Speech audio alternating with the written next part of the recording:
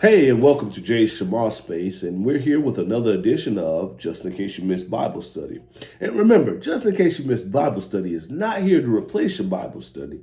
No, it's for busy people who cannot make it out to their Bible study. People like myself whose wife is out of town, and so now they have the kids and dinner and all that other stuff, so they don't have the time to go to Bible study, but they need something in their life. So, just in case you missed Bible study, is here to fill the gap just in a little while so that you can go on and have a wonderful week. But it's only meant to be 15 to 20 minutes at most. And that's where we're at here. So to get started today, I want to talk about the role of a deacon, right? And the lesson is titled "Service of the Church: The Biblical Calling of Deacons." And we just need to understand from the beginning that there were only three roles designated by the early church: the deacon, the overseer, and the elder. Right, and now we have all these other roles. Right, we have the superintendent of Sunday school, the usher, the chairman of the usher board, and all these other things. Now we have so many more offices, but it's important to realize that only three are designated in the Bible. Right, and so we need to look at that as a church, as individual churches. We need to look at the church and see whether or not positions are warranted or necessary. All right. So we're coming from Acts the 6th chapter, the 3rd verse. Brothers and sisters, choose men from among you who are known to be full of the Spirit and wisdom. And that's a key part of this, right? We need to have deacons who are full of the Spirit and wisdom, right? And usually wisdom comes with age, but that's not necessarily the case. All right. So before we talk about what a deacon does, is we need to understand why the role exists at all. The office of deacon didn't come from church tradition first. It didn't originate with Paul either. Now, let's remember. Now, we're talking about Acts the 6th chapter. Paul was still persecuting people by the time Acts the 9th chapter rolled around. So we know that at least biblically, kind of chronologically, that it couldn't have came from Paul, right? Chronology, I don't know about that. Chronologically, I don't know about that. But at least biblically, in the biblical not chronology. Oh my goodness, you know what I'm saying. At least by that, we know Paul couldn't have done it. So we're looking at Acts the 6th chapter, the 1st and 2nd verses. And in those days, when the number of disciples was increasing, the Hellenistic Jews among them complained against the Hebraic Jews because their widows were being overlooked in the daily distribution of food. And what we need to understand is that meals and meal times was important to both the Hellenistic Jews and the Hebrews, right? It was important to both for them to come together and be in one accord. That was important, and to have one portion of the body not being taken care of. Anytime there's like a couple of people that aren't a part of the main group that gets overlooked, they're going to have some questions, and sometimes rightfully so, right? If there's a white person that gets something and a black person doesn't get it, then the black people have questions, right? And it could be very innocent, right? It could be an innocent reason, a rationale, but people have questions regardless, right? And so this could have been an innocent occurrence, right? It could have been that they just, forgot. It wasn't that it was malicious. It wasn't intended, whatever. But it happened, and now they need to address that concern. So, why the office of deacon exists, and that's Acts the 6th chapter, the 1st to 7th verses. The office of deacon was born out of a real problem in the church. The church was growing. A group of widows was being neglected. Unity was threatened. And unity was threatened, right? Because once again, if one group of people is getting something and the other group of people is not getting it, that can cause a fracture, right? And so, because they didn't want the church to fracture over something that, they might have thought was trivial, but for those people that was going through it, it wasn't trivial. Why? Because there were widows out there not getting food. They were the most vulnerable population outside of orphans. The widows would have been the most vulnerable population out there, right? And they weren't getting the necessary food. So that's a real problem. That's a real problem. The apostles responded by appointing spiritually qualified men to handle the practical needs so they could remain focused on prayer and ministry of the word. And this is important, right?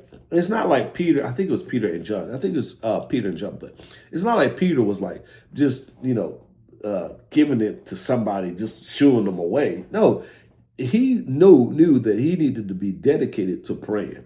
Right, he knew that prayer was necessary at that time, especially with the early church, and to minister to all the people. That was very necessary. So he could not have this plate full with things that were more, pedestrian. I guess I'll say that, but it wasn't like it wasn't necessary. The apostles responded by appointing, God values both sound teaching and faithful service, but assigns different people to different responsibilities. And that's just true, right? And it doesn't mean that you're in that responsibility forever, number one. If you're a deacon, doesn't mean you'll be a deacon forever. But also, it doesn't mean that you can't do something else along with that. We talk about deacons. They will also teach. They could also be teachers. We can find that out in Philip and preachers. Stephen was a preacher. He preached a little bit too, right? So let's look at what a deacon is biblically, the biblical definition. The word deacon comes from the Greek word diakonos, meaning servant or minister. Deacons are not rulers of doctrine. They weren't, true teachers, but they could be. Not overseers of the church, but essential servants who protect unity and support spiritual leadership. All right? Difference between elders and deacons, and this is what I was talking about before. There was deacons, there was elders, and there were overseers. There were three bodies that were assigned with the original church. All right. So elders and overseers, and they teach and guard the doctrine. That's from 1 Timothy, the 3rd chapter, the 2nd verse. Titus, the 1st chapter, the 9th verse. The shepherd souls, that's from Acts, the 20th chapter, the 28th verse. Provide spiritual oversight and will give account for souls. Hebrews, the 13th chapter, the 8th verse. Right? And so this is the demarcation. This is where deacons come in, right? Deacons manage practical ministry needs. That's coming from Acts, the 6th chapter. Serve people directly, support and strengthen the elders' work, and lead through service, not authority. Now, that's what we need to look at right now, because there are plenty of people out there right now who are saying you need to follow me because I'm a deacon. But it's not the authority that people should be looking at. It should be the heart. More importantly, the heart, what you're doing in the meantime, right? All right, so summary statement. Elders lead church spiritually. Deacons serve the church practically, right? And so, one's telling you how to live. One's showing you the practical application of living that way. The qualifications of deacons, that's 1 Timothy, the 3rd chapter, the 8th through 13th verses. Paul lists moral and spiritual qualifications because character matters as much as competence. You gotta say that, right? Deacons must be dignified, not double-tongued, not greedy, faithful in all things, tested and proven. And I think the tested and proven is really that's the charge that a lot of deacons are not going through right now, right? I think, I don't know. I think, somebody tell me differently. But, you got to be tested a little bit. It's okay, if you're younger and you become a deacon, but you got to wait. I think you would have to wait till you've been roughed up by life a little bit, right? When you've seen a few things, you've done a few things, and you can see your way how to get out of it. And that's where that wisdom comes in. All right. Notice Paul does not say deacons must be able to teach, but he does say that they must hold the mystery of the faith with pure conscience. Essentially, he has to, at least have some ability to teach, not have to go out there and teach, but just you have to have the ability, because you need to know the word to live correctly, right? You need to know the word to be able to walk the word, for people to be able to use you as an example of the word. This leads us to, how deacons teach the church. Deacons teach by example, not by office. Though deacons are not the primary doctrinal teachers, they're visible obedience becomes practical instruction for the congregation. James, the 2nd chapter, the 18th verse, I will show you my faith by my works. The church learns that faith looks like, what the faith looks like, by watching deacons serve. That's it, man. We watch them every day. You watch them come to church. You watch them be there for grieving people. You watch them be there for people who are sick. You watch them be steadfast and steady all the time. And that's the example that they should be setting. Their lives quietly teach humility, faithfulness, integrity, and sacrifice. Deacons put doctrine into practice. Elders explain the truth. Deacons demonstrate the truth. The deacons serve widows, the needy, the overlooked, the church body as a whole. And this is what I'm talking about. Like, if somebody's out there grieving, right? And a lot of times people don't want a lot of people around at that time, and I understand that. But it may be something for somebody to come up and call them and say, "Hey, man, I know you're going through it right now. Just here to let you know that and tell you that if you need somebody to talk to, you can." That might be it, right? That would be service. They show how theology becomes action. This is why Paul says deacons must hold the faith, not merely know it, right? But knowing is important too, right?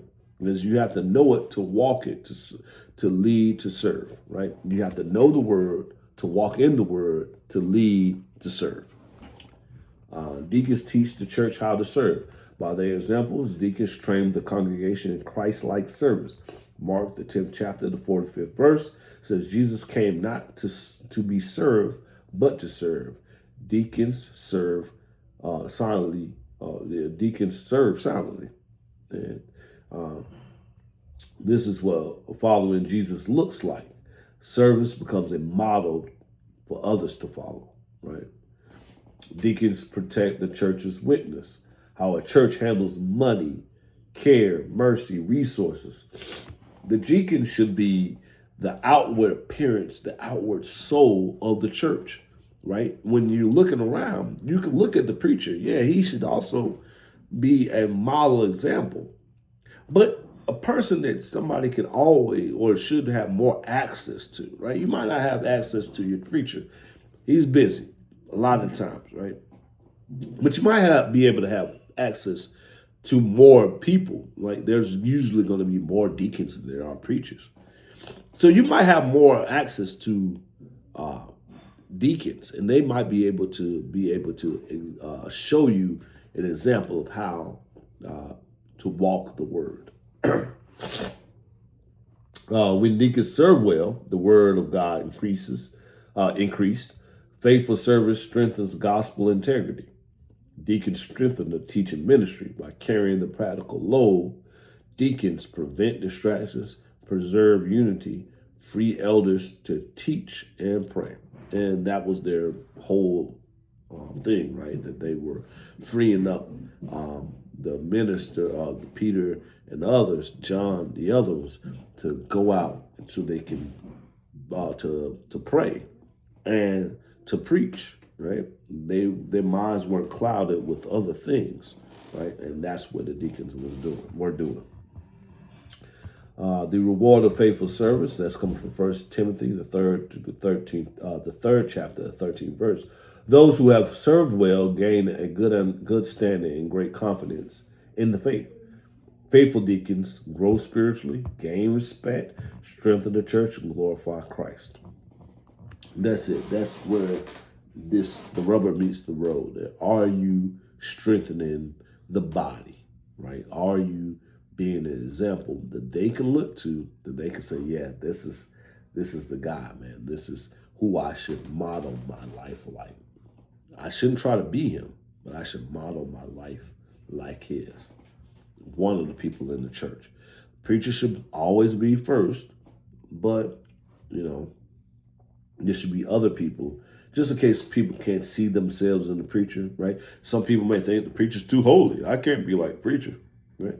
But if you could look down at a deacon and he said, well, he like me, then that would be great, right? So elders teach the church what to believe. Deacons teach the church how to live it. That's key. One guards the word with instruction. The other guards the word with service. So that's that. I'm going to end right there. That's my time. If you find any value, anything I do or say, please like the video. If you like the video, like the video. Share, subscribe. Oh, if you have any comments, leave them in the comment section down below. If it's negative, that's fine. Just be respectful. But if it's positive, that's great. I love you. Have a wonderful day. God bless.